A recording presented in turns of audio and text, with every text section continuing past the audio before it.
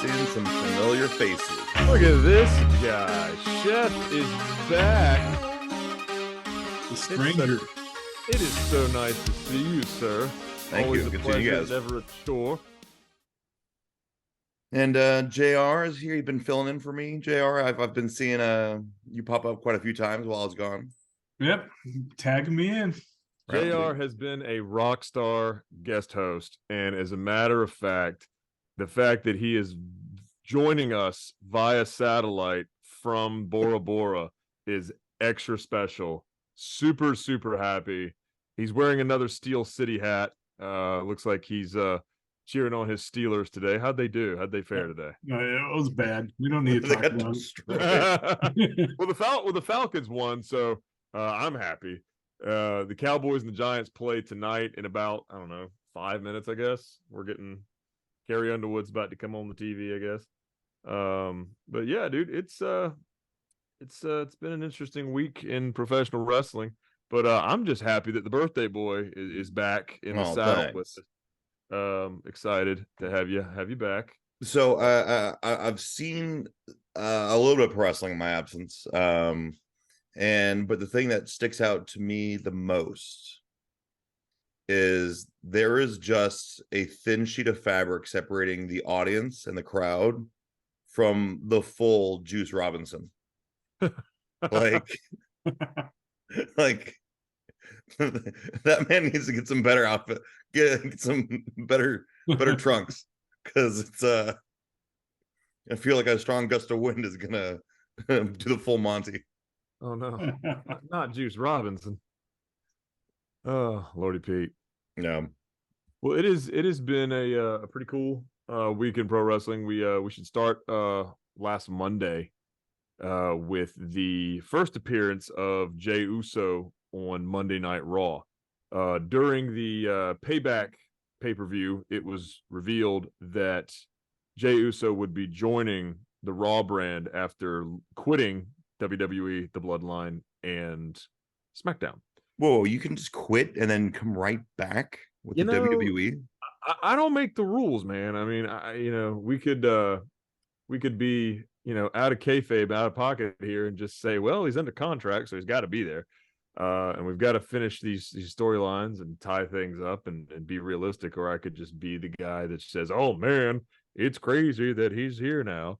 But no, it's cool because with Jey Uso on Raw, it gives an opportunity for him to have fresh opponents, to kind of revitalize his career, continue to be as over as he can be. And now with him being on Raw, pretty much general manager Adam Pearce. I don't know what Adam Pearce's role is. I don't know if he's authority. I don't know if he's just a general manager or what. I don't know what his role necessarily is, but he pulls Jey in the hallway and he says, look, because you're on Raw now, a Raw star has to go to the blue brand. So JR, I ask you first, who's it going to be and why is it Cody Rhodes? Cody has to finish his story, simply put. Sure does. I mean, is Cody going like, well, I mean, have they given any details like, someone from SmackDown gets to pick, since Roman's the SmackDown champ or the Universal champion, does he get to call out who comes and like pulls Cody Rhodes towards him? And then he's like, I don't know. Like, if Cody's going to give back to Roman, how's he going to do it? I mean, obviously the obvious answer is, he could win the Rumble again, but so I have two scenarios that play out in my mind of how this is going to go down. And one of them is they don't tell you who's going to be on SmackDown for a couple of weeks because Roman's away. And is he just on vacation or is he injured or? I think he's just taking a break. He doesn't have, there's no stories for him. There's no point to have him on TV right now because right now the the SmackDown, the whole course of SmackDown right now is Jimmy and Solo and AJ Styles. That's pretty much the deal, with a little, sprinkling of Judgment Day, because now they have all the titles, so they can do what they want. So what I think is most likely going to happen is Roman will come back in a couple of weeks, and he's going to say, who's this person that's supposed to be on SmackDown from Raw? Show yourself, acknowledge me, all this other stuff. And either Cody's music comes on, or it's WWE, so Jay's music. What about isn't John Cena back for a little bit? Yeah, he's only back for a couple of weeks, but he's not going to be that guy. He's just going to be on SmackDown for a couple of weeks till the writer's strike is over, and they can get back to work. But it's either going to be Cody. I didn't even think about that. Like, yeah, John Cena left WWE to go be an actor, and it's like, that's right. Well, how's that working out for you? Not great right now. Yeah, I think he said he's back for like 7 weeks. That's right. Yeah, so we got 5 more John Cena appearances before he either goes away or extends his, Hollywood vacation. They need him. Fox wanted him. They paid him a shit ton of money. Why not? But like I said, Cody comes out or Jey Uso comes out, because they had to keep Jey on TV to keep him, going, because he's the hottest star on SmackDown right now, not named Roman Reigns. He's the most interesting one. So they had to do something to keep him relevant. I think either Cody comes out or Jey comes out, and it's just the weirdest swerve of all time. It made zero sense other than just to keep Jey on TV and keep these brothers apart until they have to. JR, what do you got? Yeah, I mean, I guess if you want to see them at Survivor Series, which is, I guess, the next big pay-per-view. When is Survivor Series? November. Yeah, so you could keep them apart and then have them come back together, and it'd be like a brotherly feud over. But a Thanksgiving food fight would be hysterical. Yeah, it'd be like a little Thanksgiving food fight. I mean, they should do this. They should, tune in to Thanksgiving with the Uso family, and then like a giant. We just happen to have the cameras here, and who would have known? Yeah, and then it's like chaos erupts at the dinner table. They're beating each other with turkey legs. Someone puts the turkey on Roman Reigns' head. The cranberry sauce is flying across the room. And then they're, instead of chairs, they're hitting people with dinner platters. It's like those skits with Dom and Ray, where they're at Ray's house. Oh yeah. Yeah. When Dom got arrested last year during Christmas or Thanksgiving or whenever the hell that shit was. It's just bizarre. The whole thing. I personally feel like the Survivor Series, you should have at least one match where everyone is fighting with food. It's a waste of food, no doubt. I mean, you could feed people that aren't on the show. You could feed people in the town, whatever. It's a complete waste of food. But it would be funny to watch someone get a pumpkin pie to the face. Oh yeah. Well, it's like that. I don't know. It's like that July 4th food fight where there's a mystery person who pied Kevin Owens, and we had to figure that out like 2 months later or something like that. Yeah, that's right. He was that obsessed about it. He was like, who pied Kevin Owens? I'm pulling all the CCTV video from the arena. Yeah, he was in a mood about it. He was in an absolute mood about it. It was really funny. I mean, I think that'd be fun because, like, how cool would it be as like a fan souvenir to like, I got this turkey leg that Roman Reigns was doing. Do I eat it or do I like save it, or what are you gonna do? Like freeze dry it so it never goes bad? I don't know. That's disgusting. I completely take back my statement from earlier about how a food fight would be fun. Gross. So when New Day was throwing out pancakes, my buddy and I caught a pancake, and they didn't taste that bad. They were like those Eggo ones that you put in the microwave for like 30 seconds. Yeah. I mean, oh my God.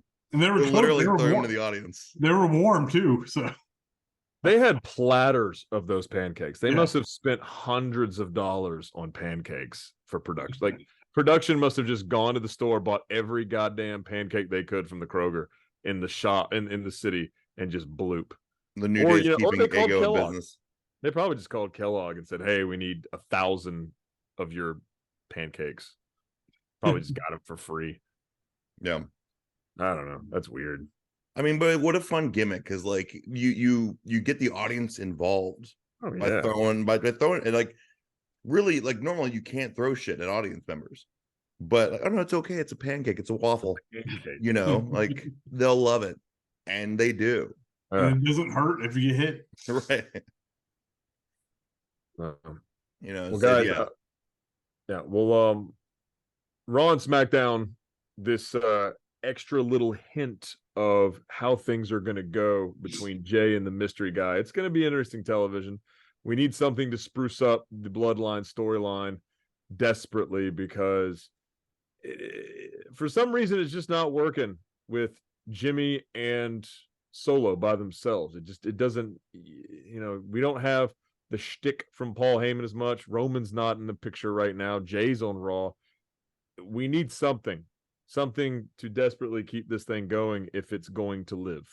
Otherwise, well, I think, you know, you need to establish some. The thing that made the Bloodline so good was like the authority of Roman Reigns, like pinning somebody under his heel and like forcing them to do, you know, like shit they didn't want to do. And so that was the most compelling stuff. And yeah, like without Roman, that stuff's not really there. And I know they're giving Solo a lot of time to make him more menacing. But yeah, we'll see what we got. Moving on to some AEW action. Collision is really the place to be right now, with CM Punk being fired, officially fired. Officially fired 10 days ago. Jack Perry's on leave, whatever the hell that means. So you've got MJF and Adam Cole, Ring of Honor champions, AEW champion. And now you have this tournament to decide who's going to be MJF's next contender at Grand Slam, which is in 2 weeks in Flushing Meadows at the Arthur Ashe Stadium in New York. So that's going to be a fun show, because I think it's outside. I think they opened the dome. They opened the ceiling. Yeah. They closed the ceiling for Coco Gauff's win yesterday at the U.S. Open. Hey, it's Georgia native. George, yep. Atlanta bred, Atlanta and Florida raised, but I think she was here in Atlanta for quite a while. Congratulations to Coco Gauff. Yeah. After a fortnight at Flushing, the Queen of Queens takes her throne finally, and I love to see it because she's awesome. But who's going to be the next challenger for MJF? After a 3-week long tournament, we finally have our two competitors. We have Rodrick Strong, and we have Samoa Joe. Joe defeated Penta El Cero Miedo, and Roddy defeated Darby Allin in a pretty good match. So the real question here, and I'm gonna defer to JR, with MJF and Samoa Joe going back to 2016 in NXT, where he shoved MJF into the door. He was a security knob, and as he's coming down the stage at All Out, he shoves him again, and then there's a pull apart and everything else like this. Do we need Samoa Joe and MJF at Grand Slam, or do we like the idea of continuing this story with Roddy Strong, the Kingdom, and Adam Cole? What do we like better? So if you want promos and a good wrestling storyline, you go with Samoa Joe and MJF, because Roderick's promo skills aren't exactly top notch. So like you'll get good wrestling out of him. He's a good worker, but talking, he's not exactly on the Samoa Joe level, which is not very many people are. But yeah, I'd probably pick Samoa Joe out of them two. But Chef, agree, disagree? Go ahead, Jared. I was going to say, if you go with the Rodrick storyline, then you throw in Adam Cole in there, and it gets a little more interesting.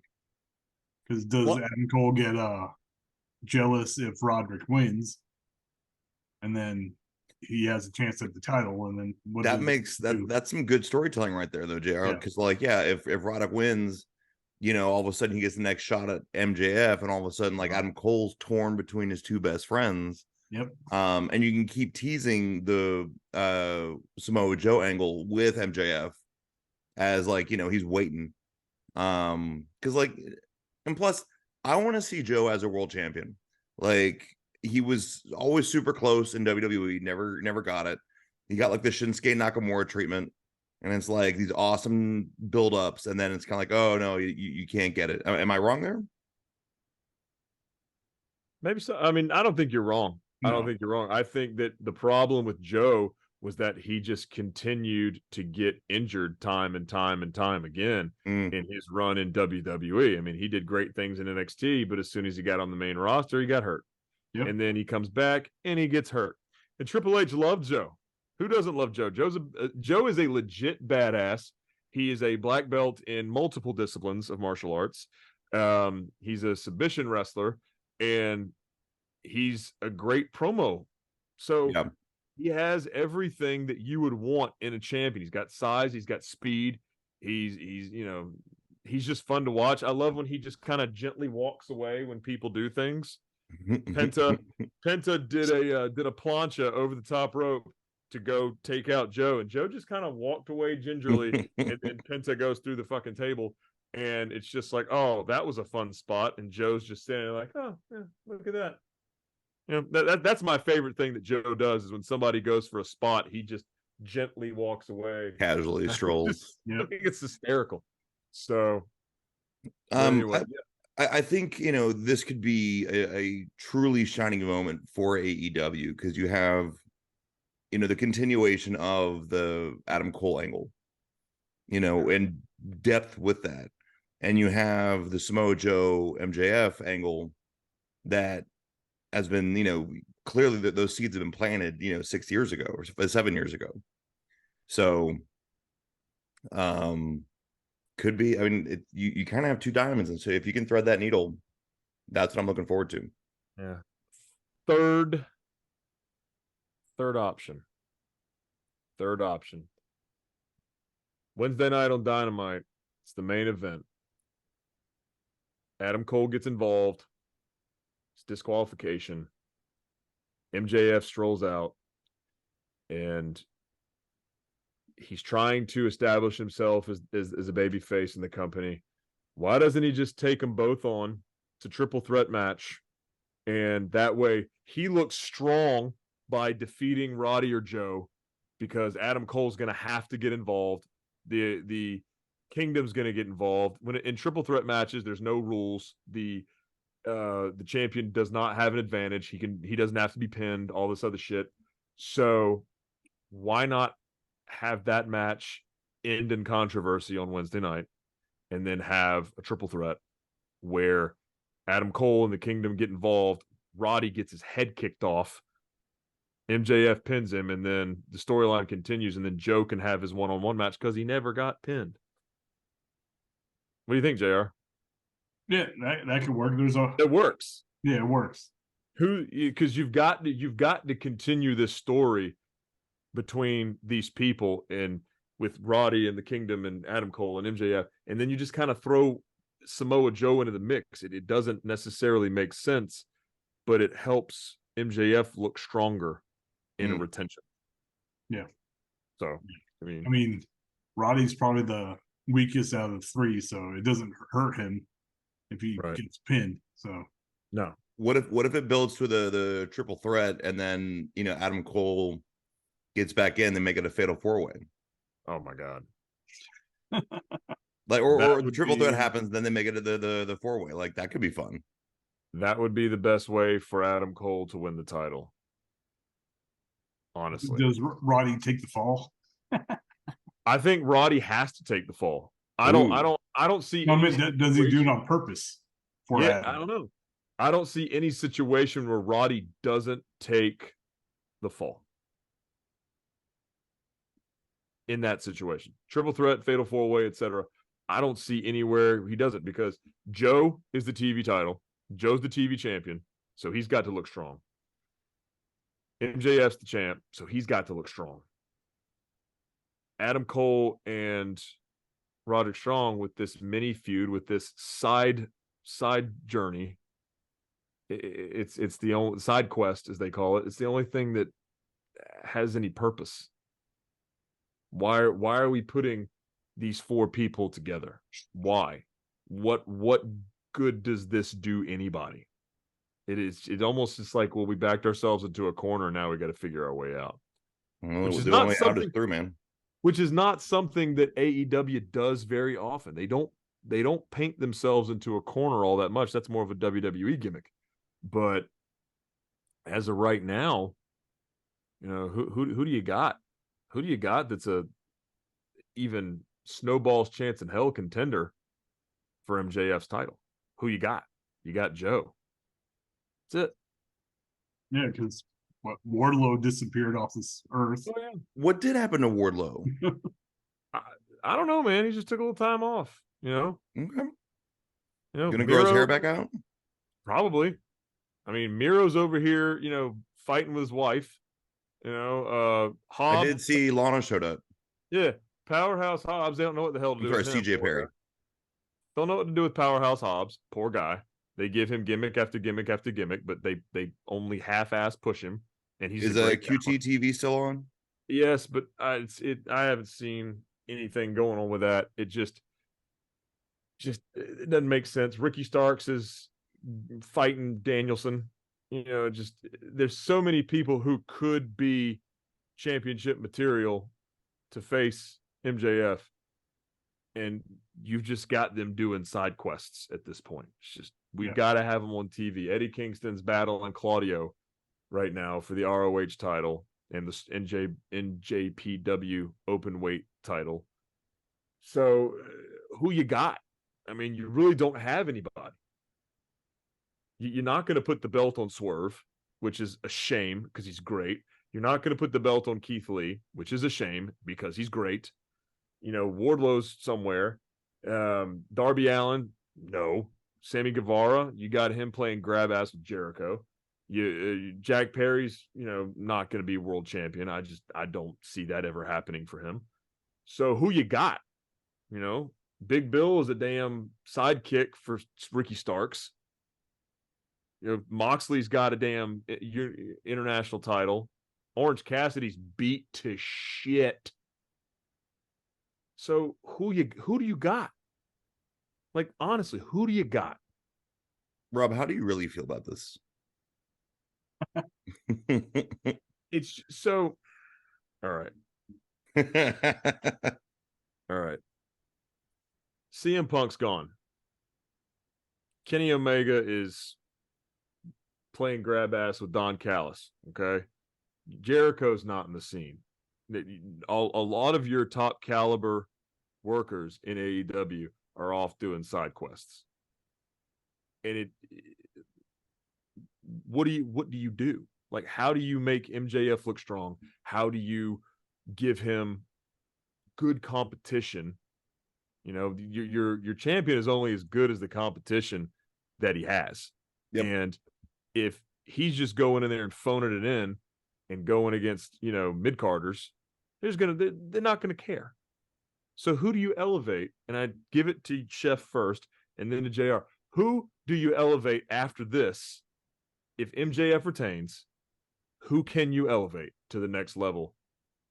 I think we could one name that was not mentioned that I always felt got a little screwed over. Hangman Adam Page, man. Yeah. CM Punk came back and they're like, all right, Adam, you know what to do, right? And it's like, fuck you. Like, I've been here, I've been putting my dues. He got through a drinking problem and he became out on top of the world, and he's been kind of sidelined and with no good reason except for the Dark Order kind of turning on him. but I think there's a prime opportunity to give him a push again. But I think, yeah, I mean, I think Adam Page is if there was going to be somebody else, it should be him. JR, how do you feel about Adam Page potentially dethroning MJF for the title? I think it could happen, but I have two other people that we haven't mentioned. Okay. The new face of Collision, the Switchblade Jay White, Ooh, or Aleister Black. I like that a lot. Because he hasn't done much in his tenure in AEW other than the trios titles. I think that's the only titles he's had, right? Yes. It's the trios, yeah. Yes. And those are two top-notch guys. Yeah. I'm a big fan of Jay White. Seeing him in Ring of Honor when he was an when he was a New Japan young boy, young lion, as they say. That guy had all the tools, and it was weird to me when he left Japan how everybody said he was going to go to WWE, he was ready for NXT, blah blah blah, and then he just shows up on AEW, and it's just like, hey, okay, just fantastic, great swerve, great introduction for that guy. But yeah, you're right. I think with enough timing, Jay White could be the next guy. I kind of like that. I think that's an excellent assessment. Well, I think it's good because also it gives AEW like an actual villain with the title. Because as much as MJF says he's the devil, it's like, dude, we all love you, man. Like, we know you're lying. You're not that bad. But yeah, Jay White could be cool. And that's the thing, like with heels having the titles, like that's how you create some of your best faces and your best good guys of like, no one can stop Megatron or whatever, and all of a sudden someone's got to dig down, or Frieza or Vegeta, someone's got to dig down deep and power the fuck up, and pull something out of their ass. Whether it's a spirit bomb or Super Saiyan or cutting somebody's tail off. Yes, I've watched my fair share of Dragon Ball Z, people. You sure have. So no, I think there's a lot of good dude, JR, like now that the Switchblade, that's a good one. That is a good one. I like that a lot. I think that shows a lot of promise. The thing that they are doing with Bullet Club Gold on Collision right now, just when they bring out the cardboard cutout of Jay White, and then Jay White comes out with his cardboard cutout, and it's just, I don't know, it's just fun. I mean, they're definitely not taking it too seriously. Obviously, Ryan is a big fan of Juice Robinson. So let's not go too far. I'm just saying he needs to talk to wardrobe. Yeah. So we're gonna have a good week with the finals of this Grand Slam tournament. I think that's going to be great. And then we have Soraya's next opponent. We have Britt Baker, Sheeta. We have Jade Cargill came back. Jade Cargill did come back. Yeah, you're right. I want to touch on that in just 1 second. But right now, Soraya's next opponent is going to be somebody between Toni Storm, Hikaru Shida, Britt Baker, and then there's someone else in that match that I cannot remember. And I feel stupid that I don't know who it is. But Ruby? No, it's not Ruby. It's for the life of me, I cannot remember. But either way, it looks like we're going to get Toni Storm and Saraya for the women's championship. JR, how do you like this new gimmick that Toni Storm has, where it's this crazy, zany, like 50s, 40s, 50s pinup model film character where she's just doing stupid stuff like using mayonnaise as moisturizer, and it's just everything's bizarre about this character. Yeah, that's the word I was going to use. I'm a big fan. Yeah, I was going to use bizarre because it is truly bizarre. But it makes for some damn good television. Yeah, I mean, like it's a train wreck. Like you can't not look away. Like what is gonna happen now? What's going? What is Renee gonna say that's going to trigger her into doing something else? Watch out for that shoe. Watch out for the shoe, and then she chucks the shoe. I'm excited. I think like I kind of feel the AEW women's division being kind of split between Collision and Dynamite is a little weakens it a little bit. Like there's enough people and there's enough time, there's enough women in their division that they could, make it ever evolving and revolving. But with Jade Cargill back, like, I mean, it's not like they're gonna let her not stomp people. Yeah. And but it'd be cool. I would love to see Jade Cargill versus Sheeta or these Britt Baker, like people who paved the way for the company, but also who are also good wrestlers. And I just don't want them to be like, all right, Jade's back, give her back the belt. Yeah. I don't necessarily want to see that happen either, but I feel like that's probably the move. Nyla Rose is the fourth woman in that four-way eliminator match with Britt, Sheeta, and Tony. So Nyla Rose is the fourth. I hate to say that all three of these women are kind of irrelevant in this match other than Tony, but it looks like that's just the way it's going to be. Britt Baker being a face right now is just no one likes it. Everybody, she's so strong as a heel. Sheeta is one of the best faces in the company, and turning her heel would be foolish. Nyla Rose is Nyla Rose. I mean, she's held a title. She's done her part. She's a force. But at the end of the day, who do you want to see in that match against Saraya? And it's Toni Storm. It's the only one. She's the only one that makes any sense at all. I was away and I missed it. What happened to Britt Baker's friend? Jamie Hayter? Jamie Hayter, yeah. What happened to Jamie? Injury. Oh. I think it was the knee again. I'm not sure, but I'm that sucks. I think it was the knee. That does suck because she was on a roll. Toni Storm beat her for that title at one of the shows. I can't remember which one it was, but it was like 3 or 4 months ago. And then Sheeta won the belt for a week or two. And then Saraya has it now with Toni Storm, Saraya, Sheeta, and Britt Baker in the 4-way at All In. So, it was a great moment for Saraya because she won the title at Wembley in the UK. Her family were there. And with her neck the way it is, this is probably like her swan song in the ring.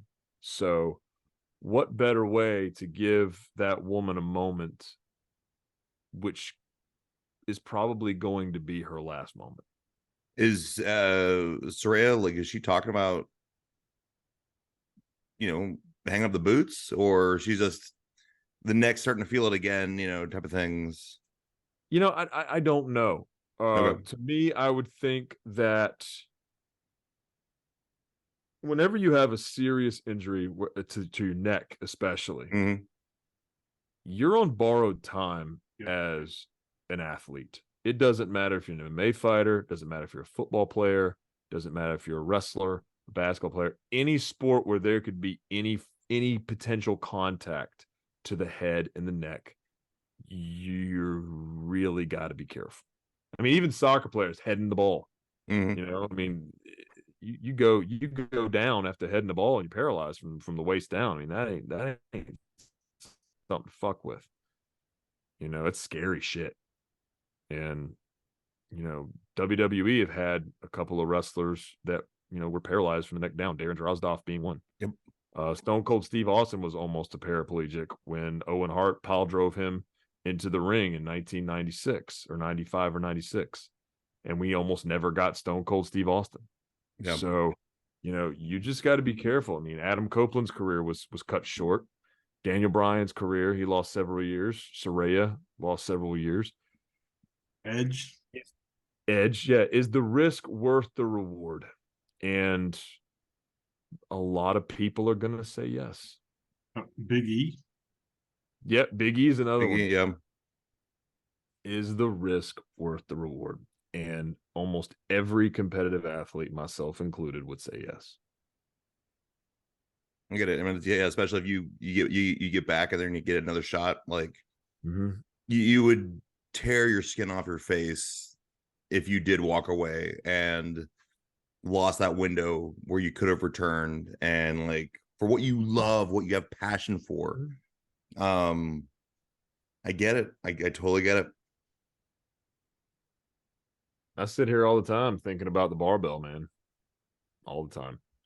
And, you know, someday I'll be able to get back to it. But, you know, for right now, I get so much fulfillment from coaching and watching these kids, you know, win and be successful and build their self-esteem. It's just, it's, you know, I mean, it's almost better, honest to God.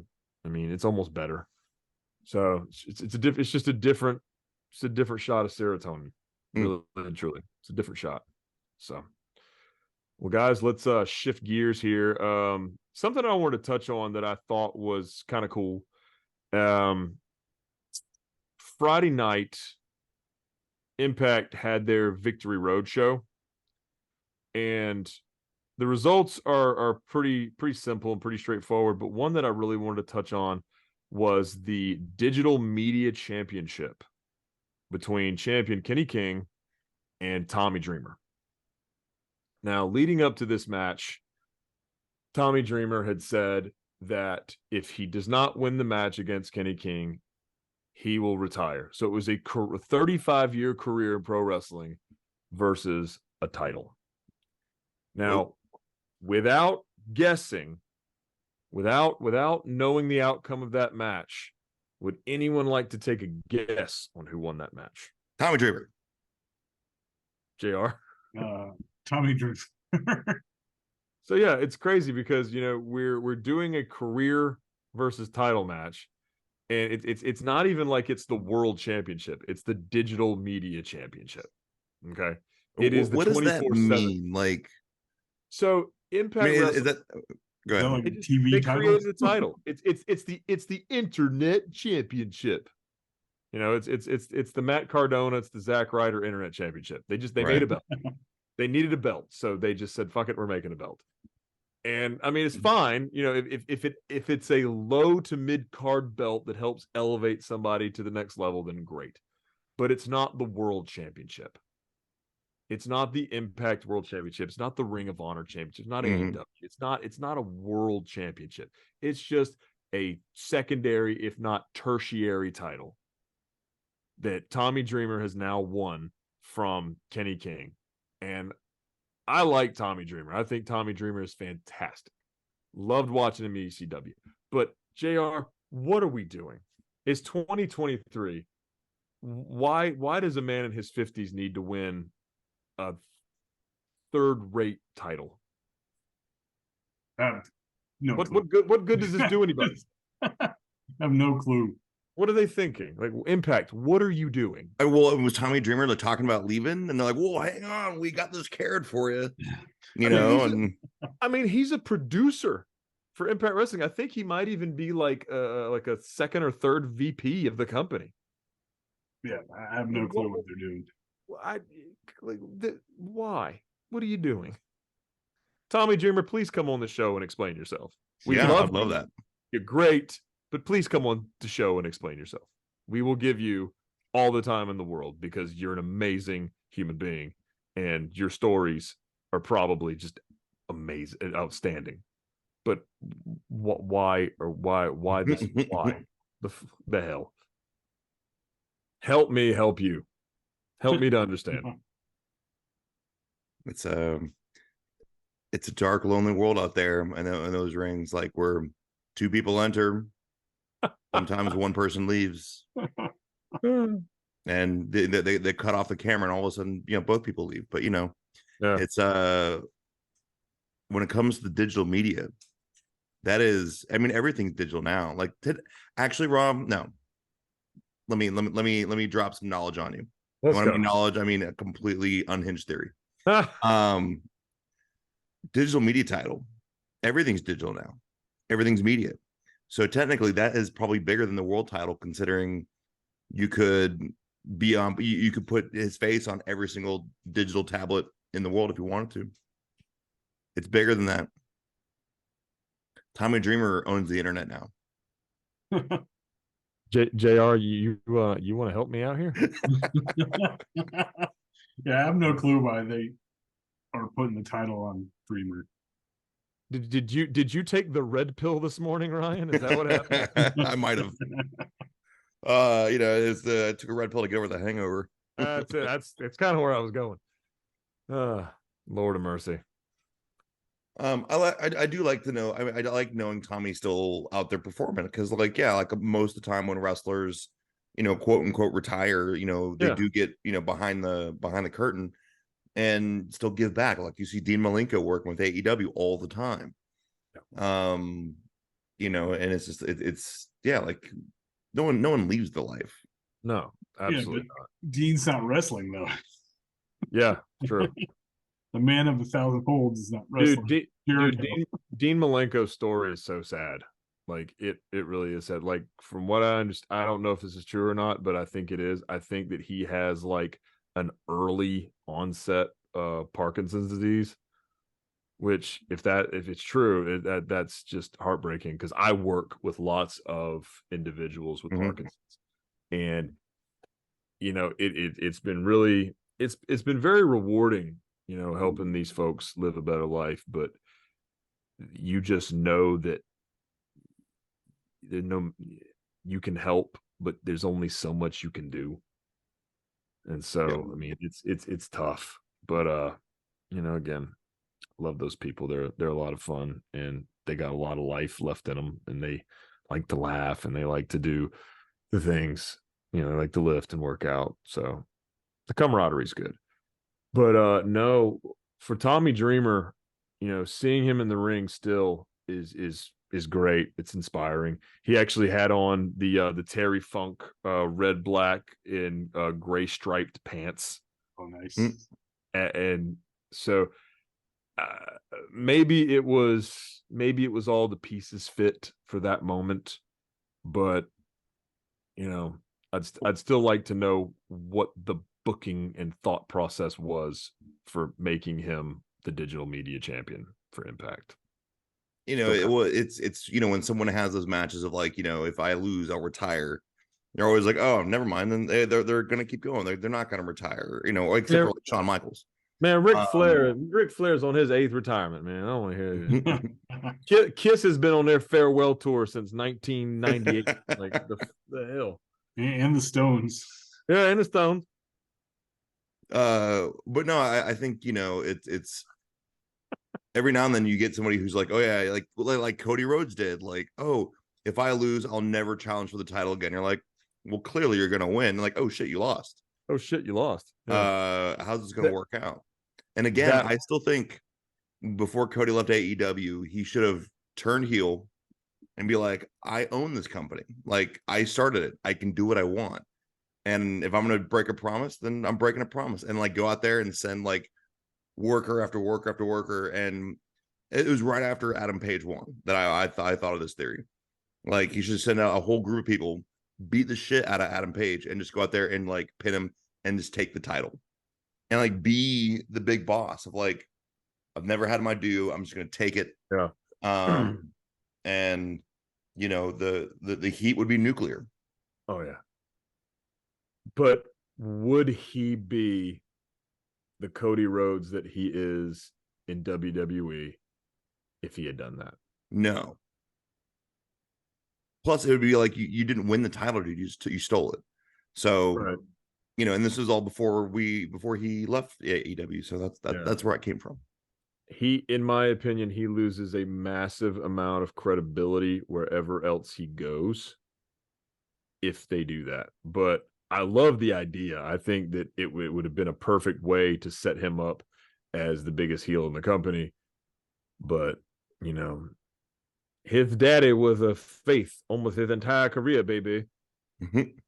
JR, I'll give you the last word. Anything you want to talk about wrestling related before we log off tonight? I think the Dudley Boys signed legend contracts with WWE. Really? What does that mean? Like they don't, they're not there like all the time, but they'll pop in every once in a while. I'm not sure if it's true. Yeah, it kind of came across the interwebs Word Circle Reddit page. Yeah. So it's interesting that you say that because Impact Wrestling just had their 1000th they had their 1000th episode airing this Thursday on Access, and looking through the spoilers, Scott D'Amore comes out, we have Gail Kim comes out, they do a video, and then they decide they're going to have a match. So the match is going to be the Beautiful People versus Team Trinity later the night. Mickie James actually came out during this. Team 3D actually had a match. Bully and Devon had a match. They fought the Desi Hit Squad. They did a Bubba Bomb, et cetera, et cetera. And then in the women's match, you had Trinity, Awesome Kong, Gail Kim, Mickie James, and Jordan Grace against Angelina Love, Tasha Steele, Savannah Evans, Giselle Shaw, and Deonna Purrazzo. Awesome Kong gets the pin after hitting the implant buster. And the kicker is that at this Victory Road pay-per-view on Wednesday, PCO defeated Bully Ray in a anything goes match. So you might be correct in saying that this was a swan song in a way for Team 3D to get their Legends contracts WWE. I had not heard that, but if that's true, that's a tremendous piece of news. Yeah, I thought Awesome Kong retired. Speaking of, yeah, she did. So did Gail Kim. So did like all these people. It was just like Awesome Kong was in WWE for like a minute. Yeah. Right. Why'd she not stay? Yeah, like I know WWE has like, we want everyone to look like a professional wrestler, and then they got like buff and sexy, all that stuff. I'm not 100% sure, but I think that she got pregnant, and then they just released her from her contract because she asked to be released from her contract. They're like, yeah, okay. Yeah. Okay. That's what happened. Yeah. Good enough reason as of any. Yeah. I mean, I think that's such a beautiful endeavor for a female performer wanting to be a mother. I mean, sure. Becky did it. Trish walked away from the ring to have her children, and she's better than ever. I mean, she really is. And Becky is just as good as she was before she went off to have her child. So I mean, it's such a wonderful sentiment. People wanting to start their families and live their lives and do stuff. And I think it's pretty cool. They have their own tour bus. She and Seth have their own tour bus. They take their daughter with them to the shows, and she's gonna grow up in the industry, kind of the way Stephanie and Shane did. So I mean, it's it's cool. I think it's cool. So, but congratulations to Impact on 1,000 episodes airing this Thursday on Access TV. JR, you got anything else, man? No, I think I'm good. Cool. Well, good show, guys. Chef, we are thrilled to have you back, pal. It's good to be back. Yeah. All right. Well, anything else?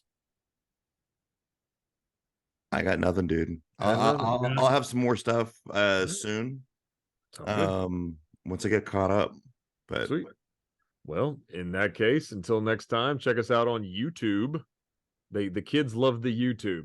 We got the YouTube, we got the Spotify, the Apple Podcast, the Amazon Podcasts, and someday we'll be on Sirius XM Radio alongside our friends at Busted Open Radio. It's all on the World Wide Web. Ava Greca, return my calls. Maybe. Anyway, happy wrestling, guys. We'll see you next week. This has been Better Than Broadway. Play us out.